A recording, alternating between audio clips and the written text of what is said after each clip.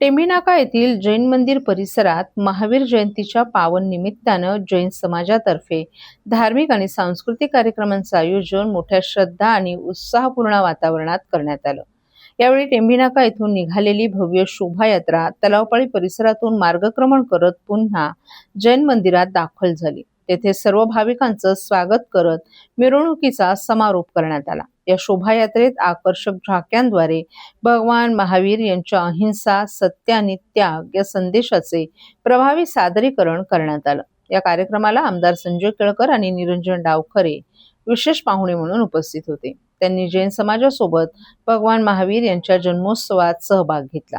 तसंच त्यांच्या विचारांना समाजासाठी प्रेरणादायी असल्याचं सांगत सर्वांना महावीर जयंतीच्या शुभेच्छा दिल्या। यावेळी मिरवणूक, पूजा अर्चा आणि विविध सामाजिक उपक्रमांच्या माध्यमातून जैन समाजानं आपली श्रद्धा, एकता आणि समृद्ध परंपरेचं सुंदर दर्शन घडवलं।